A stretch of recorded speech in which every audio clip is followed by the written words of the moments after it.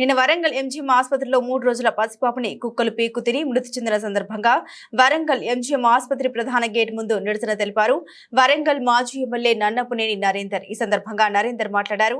నిన్న జరిగిన ఈ పసిపాప ఘటన చాలా బాధాకరం. ఎంజీఎంలో మౌలిక సదుపాయాలపై శ్రద్ధ పెట్టకుండా ఉండడం వల్లనే ఇలాంటి సంఘటన చోటు చేసుకుందని తెలిపారు. అంతేకాకుండా ఈ సంఘటన ఎంజీఎంలోనే జరిగినా కూడా ఇది ఎంజీఎం ఆసుపత్రిలో జరగలేదని దాటవేస్తున్న సూపరింటెండెంట్ గారిని వెంటనే బర్తరఫ్ చేయాలని మరియు మల్టీ సూపర్ స్పెషాలిటీ ఆసుపత్రిలో కూడా వెంటనే సౌకర్యాలు కల్పించి సేవలు ప్రారంభించాలని, దానితో పాటు సీసీ కెమెరాలు నిరుపయోగంగా ఉన్నాయి, వెంటనే మరమ్మతులు చేయించాలని, ఇలాంటి ఘటనలు పునరావృతం కాకుండా చూడాలని, లేని పక్షంలో నిరసన ధర్నాలు ఇంకా భారీ ఎత్తున నిర్వహిస్తామని నరేందర్ డిమాండ్ చేశారు.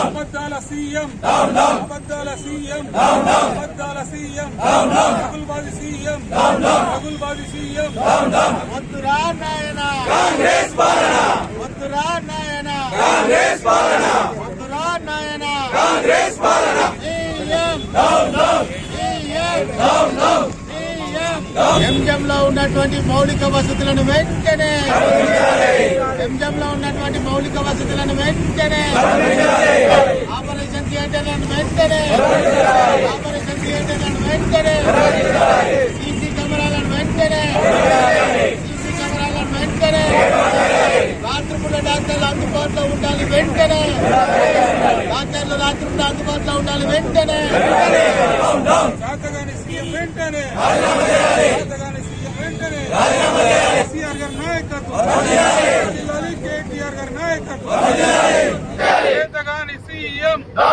శాతగాని సీఎం, శాతగాని సీఎం, శాతగాని. ప్రధానంగా నిన్న ఒక కిడ్ కుక్కలు తీసుకొచ్చి చంపేసినాయి.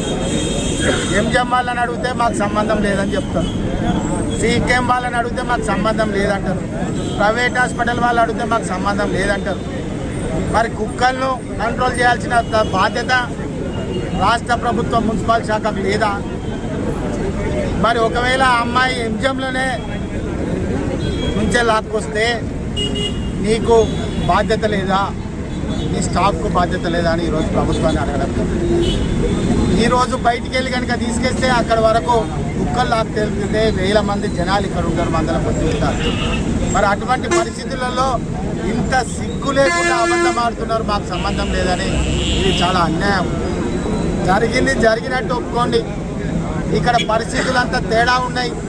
సూపర్ స్పెషాలిటీ హాస్పిటల్లో ఆపరేషన్స్ బంద్ అయినాయి, థియేటర్ వాడడం లేదు, వసతులు ఉన్నాయి కానీ వాడడం లేదు, రాత్రి కూడా డాక్టర్లు అందుబాటులో లేరు. ఈ సీసీ కెమెరాలు చూడండి, పనిచేయడం లేదు. రాష్ట్ర ఆరోగ్య మౌలిక సదుపాయాల ఎండీ కూడా వచ్చి 4 రోజులైంది, ఇప్పటివరకు అడ్రస్ లేదు. సూపరింటెండెంట్ కొత్త అయిన ఛార్జ్ తీసుకొని 15 రోజులైంది. మరి 15 రోజుల నుండి ఆయనకి ఇప్పటివరకు చెక్ పవర్ ఇవ్వలేదు. మరి ఇటువంటి పరిస్థితులలో ఈ ఎంజిఎం నడుపుతున్నారంటే మీరు మీ పరిపాలనకు ఒక దండం, మీ యొక్క గవర్నమెంట్కి ఒక దండం. ఎందుకంటే ఉత్తర తెలంగాణలో నిరుపేదలకు, మధ్యతరగతి కుటుంబాలకు పెద్ద దుక్కు ఇదే సూపర్ స్పెషాలిటీ హాస్పిటల్. ఇదే అన్ని, ఇది తన ప్రాణానికి హాని ఉన్నదంటే ఇక్కడికి వచ్చి ఆరోగ్యవంతులైపోయినటువంటి చరిత్ర ఉన్నటువంటి ఎంజాన్ని ఇవాళ భూస్థాపితం చేసి కాలరాసే పరిస్థితికి తీసుకొస్తున్నారు. మేము అడుగుతున్నాం, ఈరోజు ఇక్కడ స్థానిక శాసనసభ్యురాలు మంత్రిగా కూడా ఉన్నది, మరి ఏం పట్టించుకుంటున్నారు? ఖచ్చితంగా ఎన్నికలు అన్నవి 5 ఏళ్ళకి ఒకసారి వస్తాయి, కానీ ప్రజల పక్షాన నిలబడండి. ఖచ్చితంగా ప్రజల పక్షాన నిలబడి ఈ అంశం కాదు ప్రతి అంశం మీద కూడా నిలబడి కొట్లాడతాం బీఆర్ఎస్ పార్టీ. ఈరోజు మా సోదరి డిప్యూటీ మేయర్ కానీ, అదేవిధంగా రిజ్వానా కానీ, అదేవిధంగా మా కార్పొరేటర్లు కానీ, ఈరోజు మా కార్యకర్తలు కానీ ఉవ్వెత్తున లేచి ఈరోజు పనిచేయడానికి సిద్ధంగా ఉన్నారు. మీరు ప్రతిపక్షాలు పని చేయకుండా అందరినీ నింపుకుంటే అయిపోయింది, ఇంకా ఏమి ఎటు పని చేయాల్సిన అవసరం లేదని మీరు అనుకుంటారు కావచ్చు. ఇది అక్షయ పాత్ర బీఆర్ఎస్ పార్టీ. ఒక్కరిని గుంజుకుంటే 100 మంది బీఆర్ఎస్ పార్టీ కార్యకర్తలు వస్తారని కూడా ఈ సందర్భంగా చెప్తూ, ఖబర్దార్ తెలంగాణ రాష్ట్ర ప్రజల పట్ల మీరు సరైన భావనతోటి కనుక పరిపాలించకపోతే దానికి తగిన మూల్యం చెల్లించారని కూడా ఈ సందర్భంగా చెప్తున్నారు.